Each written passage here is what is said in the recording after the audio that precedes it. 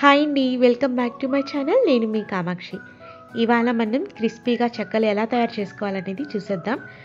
ముందుగా ఒక mixie jar తీసుకొని ఇందులోకి వెల్లుల్లి రెబ్బల్ని యాడ్ చేసుకోవాలి. తర్వాత ఇందులోకి కొంచెం ధనియాలని కూడా వేసుకోవాలి. తర్వాత ఒక చిన్న అల్లం ముక్కని యాడ్ చేస్తున్నాను. మన స్పైసీనెస్కి తగ్గట్టు ఇందులోకి ఎండుమిర్చిని యాడ్ చేసుకొని ఈ విధంగా గ్రైండ్ చేసి పెట్టుకొని పక్కన ఉంచుకోవాలి. ఇప్పుడు స్టవ్ పైన ప్యాన్ పెట్టుకొని ఇందులోకి 2.5 కప్ వాటర్ని యాడ్ చేసుకోవాలి. సో సేమ్ కప్తో నేను ఇక్కడ 2.5 కప్ వాటర్ తీసుకుంటున్నానండి. ఈ క్వాంటిటీ వచ్చేసి మనకి ఒక 50 చెక్కలకైతే ఈ వాటర్ మనకి సరిపోతుంది. తర్వాత ఇందులోకి మనం గ్రైండ్ చేసి పెట్టుకున్న పౌడర్ని యాడ్ చేసుకోవాలి. ఈ పౌడర్ మొత్తం యాడ్ చేసుకున్న తర్వాత ఇందులో రుచికి సరిపడా సాల్ట్ని కూడా వేసుకోవాలి. సాల్ట్ వేసుకున్న తర్వాత కొంచెం ఇందులోకి పసుపు కూడా యాడ్ చేసుకోవాలి. కొంచెం కలర్ఫుల్గా కనిపిస్తుందండి. సో దానికోసం పసుపుని యాడ్ చేసుకున్నాను. తర్వాత ఒక గంట పాటు నానబెట్టుకున్న పెసరపప్పుని ఈ విధంగా యాడ్ చేసుకోవాలి. వేసుకున్న తర్వాత ఒక్క పొంగు వచ్చేంత వరకు ఈ విధంగా మనము ఉంచుకోవాలన్నమాట. సో ఒక పొంగు వస్తే సరిపోతుందండి. ఇప్పుడు ఫ్లేమ్ తగ్గించుకొని ఇందులోకి మనం బియ్యం పిండిని యాడ్ చేసుకోవాలి. సో ఈ నీళ్ళల్లోకి ఫ్లేవర్ మొత్తం బాగా మిక్స్ అయ్యేటట్టుగా ఈ విధంగా మనము బాగా మరిగించుకోవాలి. తర్వాత ఇందులోకి ఫస్ట్ 1 కప్ బియ్యం పిండిని వేస్తున్నాను. ఆ తర్వాత మళ్ళీ ఇంకొక 1 కప్ బియ్యం పిండిని యాడ్ చేశానండి సేమ్ కప్తో. సో నాకు ఇక్కడ 2.5 కప్ వాటర్కి 2 కప్స్ బియ్యం పిండి పట్టిందనమాట. ఇది కంప్లీట్గా చల్లారిన తర్వాత ఇందులోకి కొంచెం నెయ్యిని యాడ్ చేసుకున్నాను. నెయ్యి ఆప్షనల్ అండి, వేసుకుంటే టేస్టీగా ఉంటుందని వేసుకున్నాను. ఆ ప్లేస్లో మీరు బటర్ కూడా యాడ్ చేసుకోవచ్చు. క్రిస్పీగా రావాలంటే ఈ విధంగా మనకి పర్ఫెక్ట్గా బైండింగ్ అనేది రావాలండి పిండి. దీన్ని మనం ఒక 20 మినిట్స్ పాటు నానబెట్టుకొని ఉంచుకోవాలి.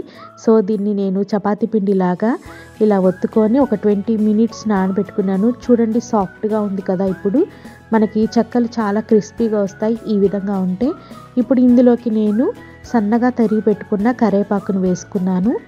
ఆ తర్వాత ఇందులోకి నువ్వులని యాడ్ చేసుకుంటున్నాను.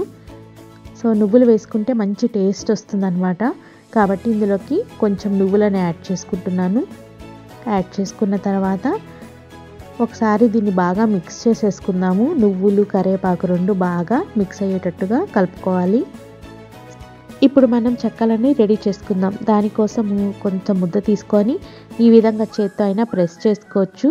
సో చేత్తో ప్రెస్ చేసుకున్న పల్చగానే వస్తుంది, బాగుంటుంది. బట్ షేప్స్ వచ్చేసి మనకి సర్కిల్గా ఒకే షేప్స్ రావాలంటే కుదరదండి. సో చూడండి, నేను చేత్తో ప్రెస్ చేసింది ఈ విధంగా ఉంది కదా. అన్ని రౌండ్ షేప్స్లో పర్ఫెక్ట్గా ఒకే షేప్లో రావాలంటే ఇలా ఆయిల్ కవర్ తీసుకొని ఇప్పుడు నిమ్మకాయంత సైజు పిండి ముద్దను తీసుకొని ఈ కవర్ పైన పెట్టుకోవాలి. సో ఇలా నేను చూపిస్తున్నాను కదా, ఈ విధంగా పెట్టుకొని ఒకసారి ఇలా ప్రెస్ చేసుకొని పైన కవర్ని హాఫ్గా ఫోల్డ్ చేసుకొని ఇలా అరిసెల చెక్కతో మనము ప్రెస్ చేసినట్లయితే చూడండి చాలా పల్చగా రౌండ్ షేప్లోకి వచ్చాయి. ఇంకొకసారి మీకు చూపిస్తాను. ఇలా ప్రెస్ చేసుకొని ఈ పైన కవర్ని హాఫ్గా ఫోల్డ్ చేసేసి మనకి అరిసెలు ఒత్తుకునే పీట ఉంటుంది కదా, దానిపైన దాంతో ఈ విధంగా ప్రెస్ చేసి మంచిగా రౌండ్ షేప్తో పల్చగా మనకి చెక్కలు అనేవి రెడీ అయిపోతాయి. సో చూడండి ఈజీగా కూడా వచ్చేస్తుంది అన్నమాట. ఈ విధంగా అన్ని బటర్ పేపర్ పైన పెట్టేసుకున్నాను. మనం పిండిని ఈ విధంగా మనము బిళ్ళల్లాగా రెడీ చేసి పెట్టుకున్నట్లయితే ఒక్కరమే చేసుకున్నప్పుడు చాలా ఈజీగా ఉంటుందన్నమాట. సో ఈ విధంగా నేను చూపించిన ప్రాసెస్లో చెక్కలన్నీ రౌండ్ షేప్లోకి రెడీ చేసి పెట్టుకున్నాను. తర్వాత ఇప్పుడు వీటిని ఫ్రై చేయడం కోసం స్టవ్ పైన ప్యాన్ పెట్టుకొని ఆయిల్ యాడ్ చేసుకోవాలి. ఆయిల్ బాగా వేడెక్కిన తర్వాత మనం ఈ విధంగా ఒక్కొక్క చెక్కల్ని ఆయిల్లోకి డ్రాప్ చేసుకోవాలి.